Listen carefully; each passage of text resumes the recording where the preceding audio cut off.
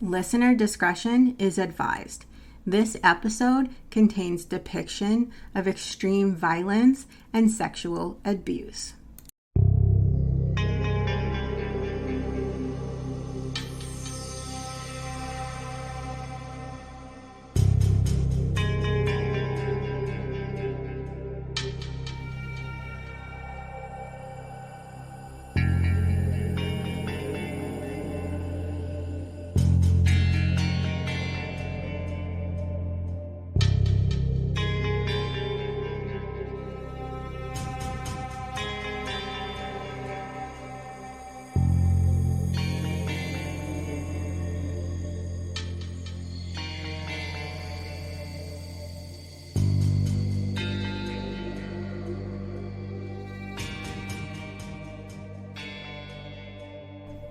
Welcome back to Psych Your Crime. I'm your host, Nicole Mann, and always, I'd love to thank you for listening.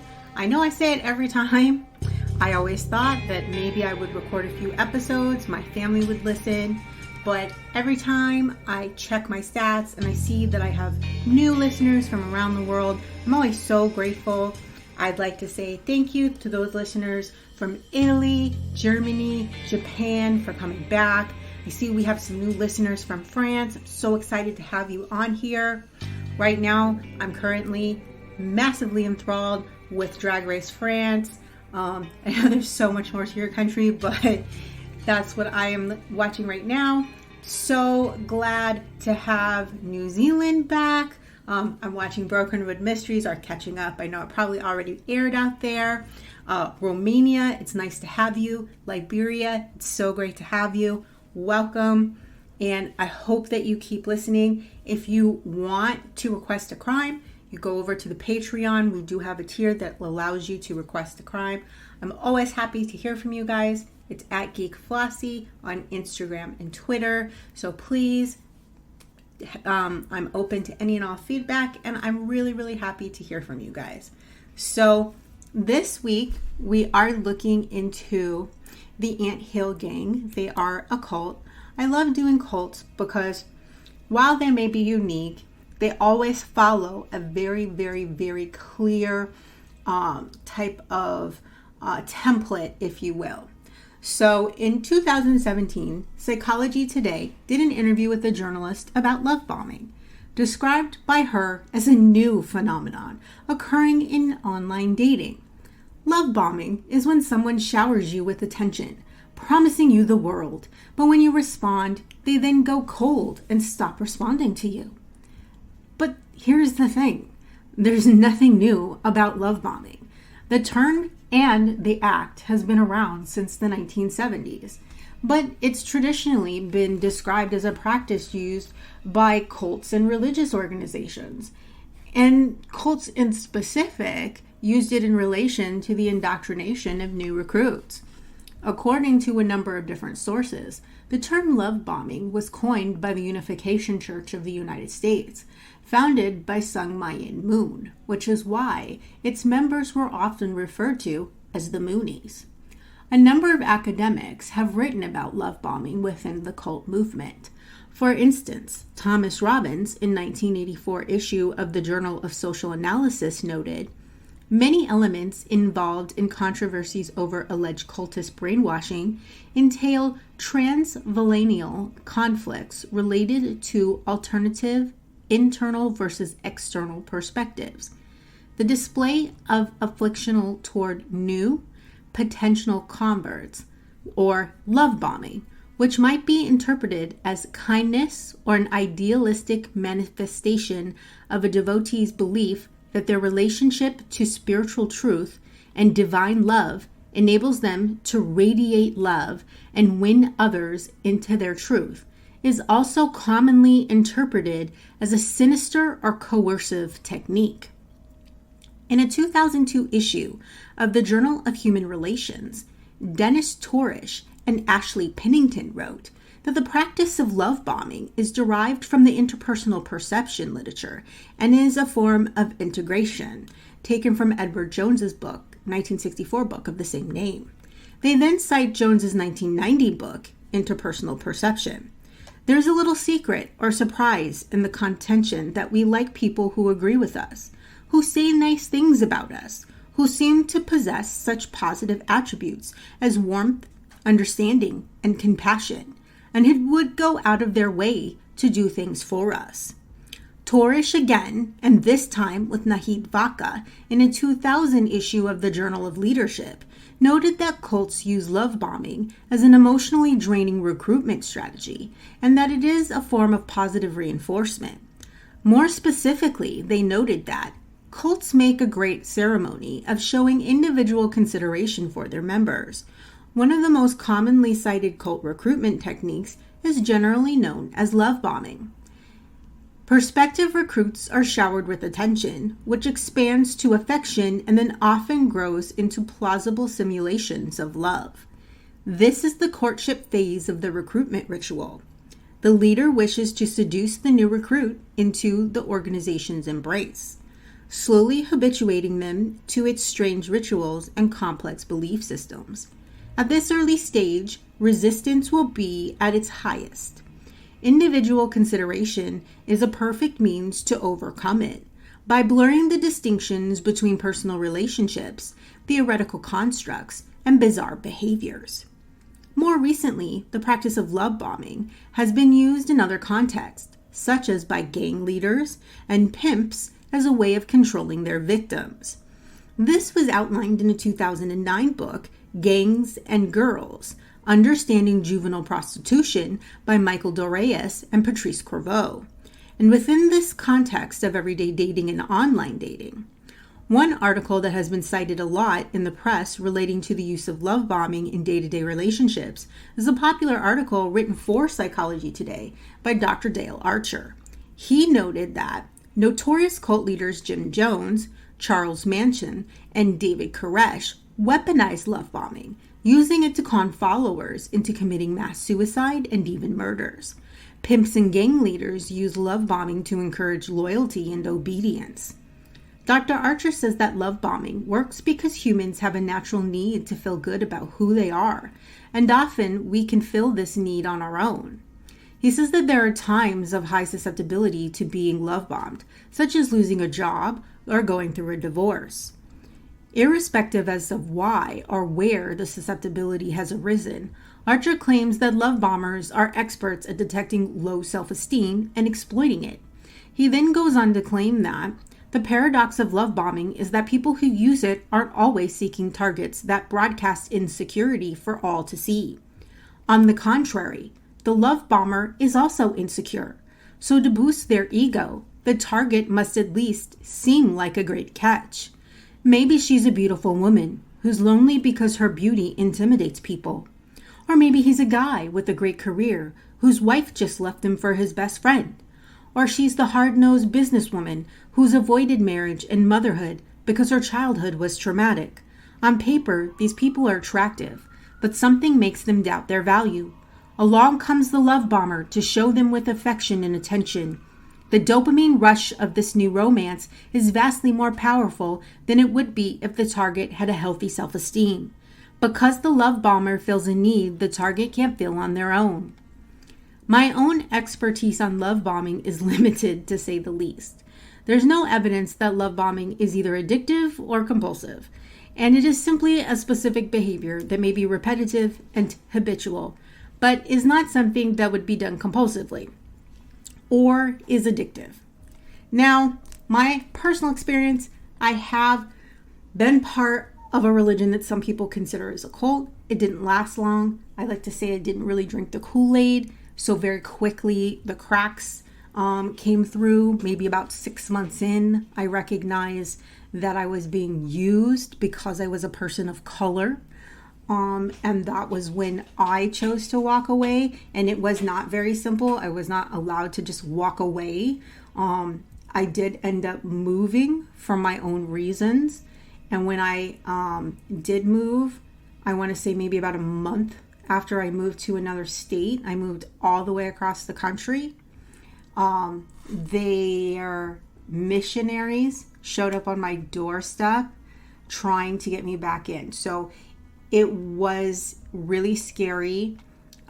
Just the idea that these individuals were so dead set on keeping me in a religion that I knew basically was bullshit, to be kind.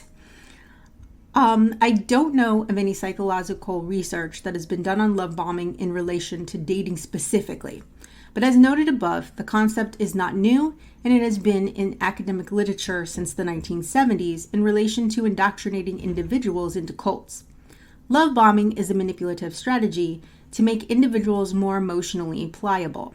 My guess is that in relationship settings, rather than cult settings, the individuals engaged in love bombing are likely to be egomaniacs or narcissists who like to feel dominant and powerful, or love psychologically humiliating people. If love bombing is part of an individual's behavioral repertoire, there is no reason why they wouldn't do it with more than one person at the same time. I don't know of any research that has shown this to be the case, but it wouldn't surprise me if people were unfaithful love bombers. Yet, I'm sure there are definitely serial love bombers who go from one relationship to the next without being physical or emotional. There is a temptation to blame the behaviors like love bombing on the internet. However, my belief is the internet tends to facilitate pre-existing problematic behavior rather than cause it. It is well known that the internet has a disinhibiting effect on people and lower their psychological guard. In the case of relationships, the perceived anonymity of being online means that individuals reveal things about themselves, often very private things. Because the medium is not face-to-face, they don't feel threatened, they don't feel alienated, and they don't feel stigmatized. Individuals can develop deep emotional relationships online without even having to meet the other person because of its disinhibiting properties.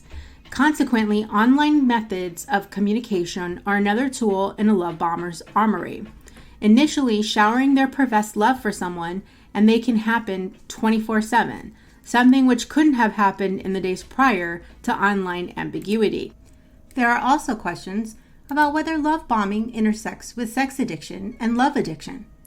Personally, I see few, if any, overlaps between love bombing and sex addiction, as they're two completely different constructs and have completely different underlying motivations with little in the way of crossover. Obviously, love bombing could be used as a method to increase the likelihood of sex because flattery goes a very long way. However, if the ultimate goal is psychological control of another person's emotions, sex is simply a byproduct of love bombing rather than the main goal. As far as I can tell, there has never been any empirical research on love bombing in that aspect. So most of what I've told you here about that is speculation. However, I do think this is an area that would benefit from scientific investigation, given how important our interpersonal relationships are. At very least, such research might uncover the signs and strategies that love bombers typically use and might prevent a lot of emotional pain felt by stopping individuals from rushing headfirst into such relationships in the first place. Now, a moment with our sponsor. Our next partner has a product I use literally every day. I started taking AG1 because I wanted better gut health. I wanted a supplement that actually tastes great. It doesn't taste chalky or sour like superfood powders or probiotics normally do. It just has this really kind of mild tropical taste that I really, really love. So what is it? With one delicious scoop of AG1, you're absorbing 75 high-quality vitamins, minerals, whole food source superfoods, probiotics, and adaptogens. Some of you know I have Hashimoto's, and it causes digestive problems for me.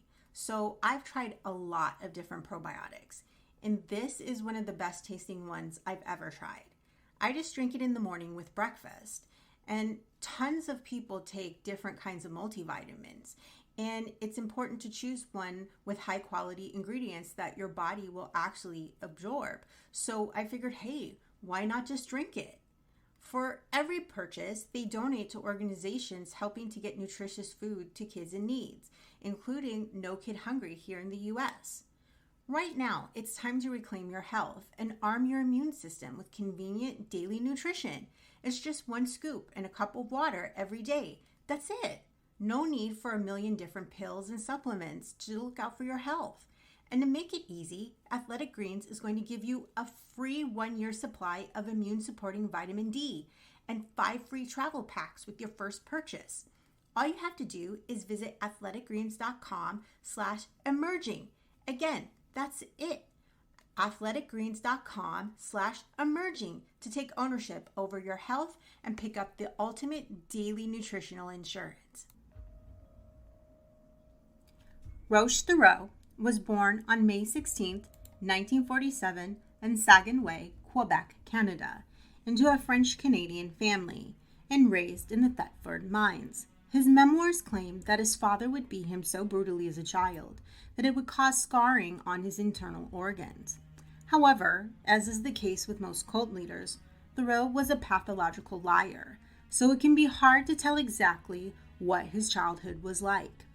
For example, his memoirs detail a time when he came across a bear in the woods. Per his account, the mother bear decided to take him in as one of her own cubs. He spent the entire afternoon living as a bear. While this tale is from a practiced storyteller, Thoreau's upbringing has some certainties to it that may have planted the seed for his future sadism. His father, an avid member of the alt-right Catholic group, the White Berets, was known to make his children kick each other in the shins as hard as possible until one of them begged to stop. As a child, Thériault was considered to be extremely intelligent, but dropped out of school in the 7th grade and began to teach himself the Old Testament of the Bible. He was convinced that a war between good and evil was about to come, and that this would bring the end of the world. Thus, he converted to the Seventh-day Adventist Church and lived by their rules: no tobacco, no unhealthy food, no alcohol, and no drugs. Thériault was charismatic and good at persuading others to do his bidding. His time with the church, however, was short-lived. While organizing seminars for the Adventists, he convinced an entire group of people to quit their jobs and form his group, the Ant Hill Kids, so named for their ant-like work ethic. He was no longer Roch to the world. He was Moses. It was 1977, and Thériault and his followers formed a commune that was free of sin and stood for equality and unity. Of course, just as with every other cult, the good times would quickly come to an end, which started when the Adventists kicked them out for their weird behavior. Thériault forbid his followers to contact their families, and against Adventist rules developed a drinking problem. Rules for the followers became stricter and stricter, up until the point where members were restricted from speaking to each other without Thériault present. The Ant Hill Kids made their living by selling baked goods. However, apart from the baking, life within the commune was a nightmare. Thériault started spying on his followers, and when some seemed not devoted enough, he would punish them. If a person wished to leave, Thériault would become enraged. He would hit them with belts and even hammers. He would suspend them from the ceiling and pluck each and every hair from their body individually, and at times, he would even defecate on them. God, that's so gross. As well as the seminars decreased, Moses Thériault became more and more convinced of his godly delusions. By the mid-1970s, Thériault had convinced himself that he was the people's savior. He strongly believed he was put on this earth by God to save the world from evil and the upcoming apocalypse. Thériault now had a new goal: to create a free-thinking commune where his acolytes could listen to his teachings and live as equals. He forced his followers to abandon their homes and families after convincing them that the world and their loved ones were corrupt. Thériault and his followers lived according to his personal representation of the Bible. They would accept him as their God. By 1978, Thériault's delusions had grown exponentially, and he predicted the world would end in February of 1979. To prepare for this apocalypse, Thériault and his followers, 4 men, 9 women, and 4 children, moved to the Eternal Mountain, near the Gaspé village of St. Jogues, where the group built a commune of tents and cabins. However, February of 1979 came and went, and the apocalypse did not happen. According to Thériault, the world did not end because of the difference in the Israelite calendar and the Roman Catholic calendar that God used. Yes, that's right. He told his followers that the world didn't end because God ran on a different timetable than humans. Soon enough, life in the commune became even more bizarre, if that's possible. Thériault had wanted to increase his followers and decided to do so by marrying all of the women and impregnating them. He fathered 20 children by 9 women. Thériault also had a severely maniacal streak that triggered brutal punishments. You know about the things that he did when people tried to leave.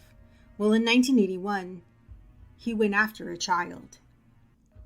This is graphic, so please be warned. He sliced open the penis of a 2-year-old named Samuel after the boy had difficulty urinating. When Samuel wouldn't stop crying after the so-called surgery, Thériault ordered one of his followers, Guy Vere, to beat the young boy, and he subsequently died from his injuries. In a bid to conceal the death, the commune then set the boy's body on fire. As a punishment, Thériault castrated Vere and ordered his followers to say that Vere had been trampled by a horse.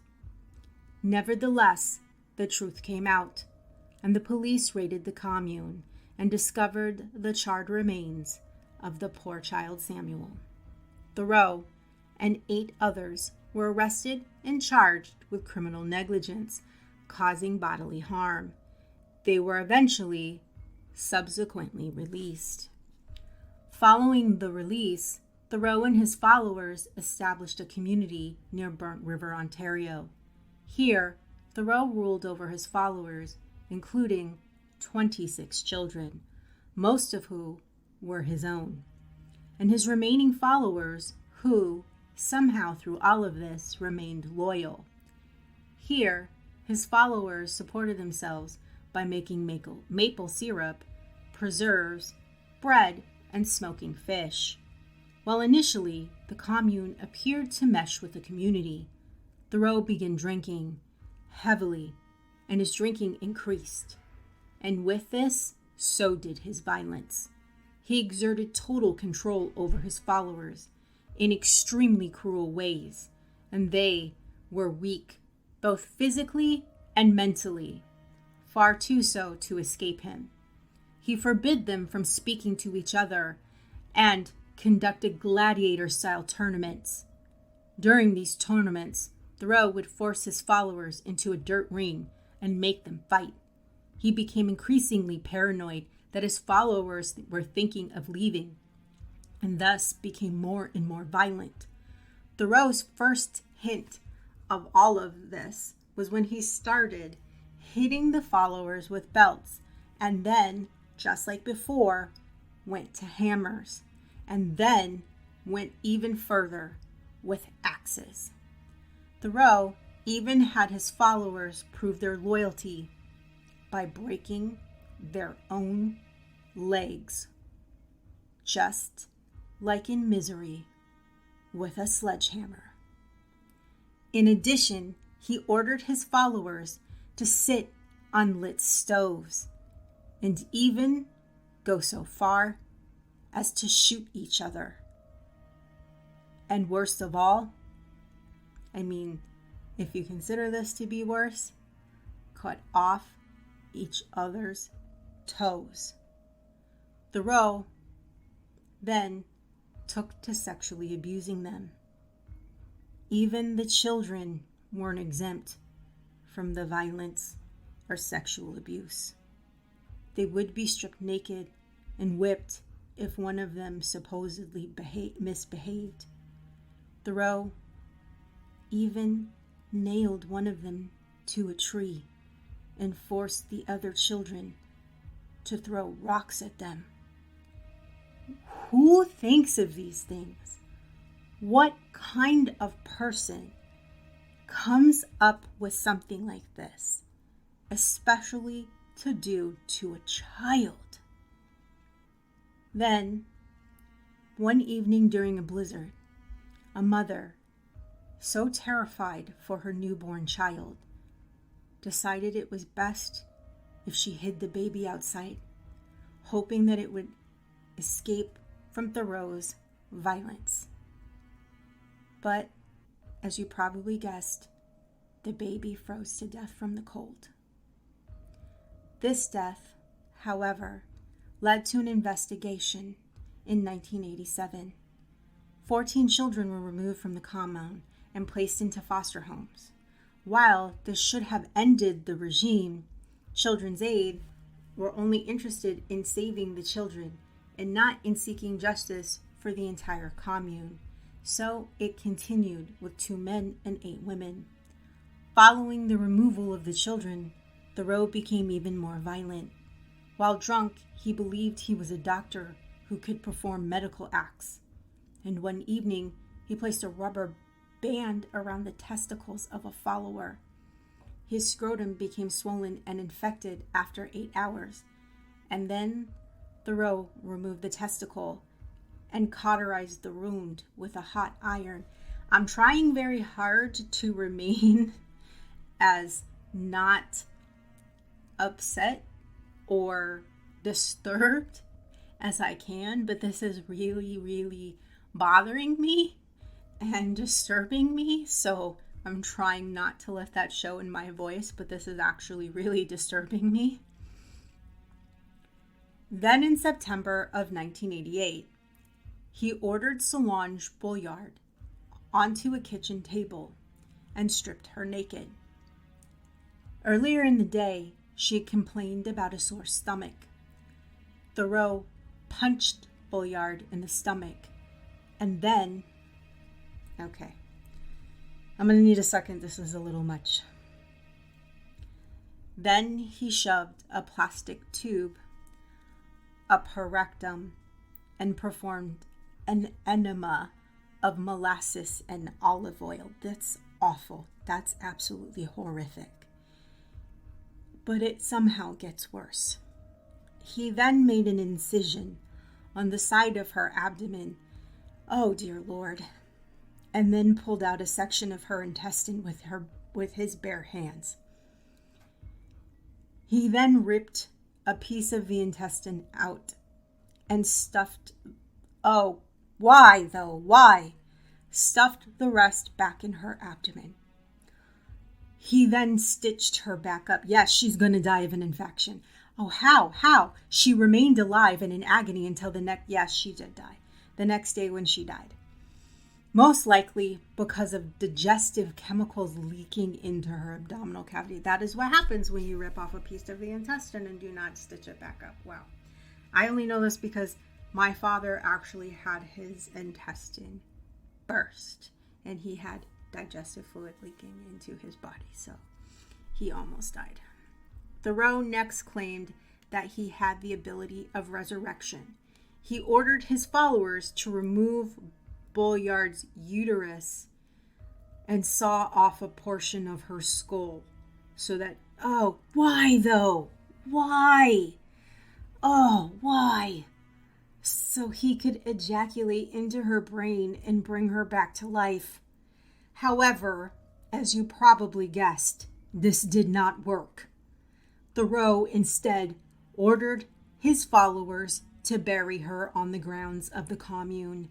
But first, he removed one of her ribs and kept it in a case around his neck. Then, in November of 1988, another member of the commune, Gabrielle Lavalle, complained she had a toothache. Thériault responded by ripping out a number of her teeth with pliers. Later that night, he chased her with a knife and cut a tendon out of one of her hands. Then, in July of 1989, Thériault impaled her hand on a kitchen table after she complained of stiffness. He then decided he needed to amputate her arm. He grabbed a meat cleaver and hacked it off. She laid in agony on the kitchen floor until it was stitched up the following morning, probably getting a massive infection. On the 16th of August, somehow she managed to escape. She hitchhiked to a hospital north of Toronto, and the disturbing truth finally came out. Thériault pled guilty to 3 counts of aggravated assault and 1 count of unlawfully causing bodily harm. He received 12 years in prison. However, another member of the cult led the authorities to the body of Miss Bollard. Thériault subsequently pled guilty to second-degree murder and was sentenced to life in prison without the possibility of parole until 2000. In February of 2011, so these are concurrent sentences, meaning they're consecutive sentences, meaning they're back to back. In February of 2011, because there is in fact a God, Thériault was stabbed to death by his cellmate. Sorry, I don't say things like that often, but this is a man who deserved everything that he got. So that was the story of Roch Thériault and the Ant Hill Gang. Now, join me next week when we are going to once again go into the story of a socialite gone wrong. This time we are going to look at another cult. This story is a little different. This is a socialite turned housewife who, upon becoming bored, decides to start a yoga cult. That's right, Yoga Mom starts a yoga cult. So in the meantime, I hope that you sleep better knowing the how and why people do such awful things.